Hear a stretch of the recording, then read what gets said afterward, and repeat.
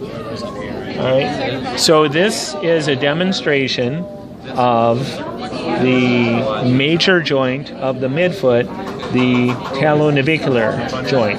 Here you see the head of the talus. This is the tendon of tibialis anterior. This is the tendon of tibialis posterior. Here is the tendon of flexor digitorum longus. Now I've transected the anterior deltoid ligaments and I've cut them away to visualize the joint. And although you can still see the plantar calcaneonavicular ligament, also known as the spring ligament, you can see that I've transected it.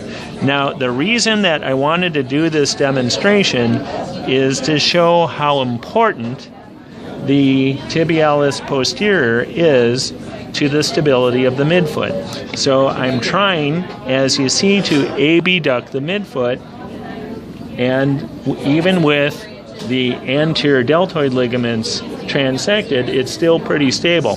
However, watch what happens when I transect the tendon of tibialis posterior. Okay, so I've transected that tendon. Now watch what happens. Look at how much I can abduct the midfoot.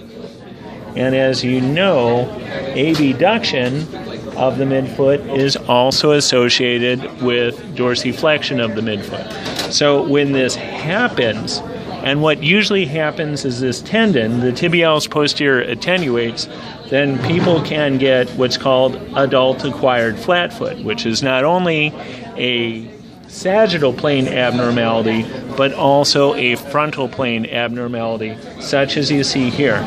Once I've done this, you can visualize how clearly the head of the talus makes a ball for the ball socket joint of the talonavicular joint.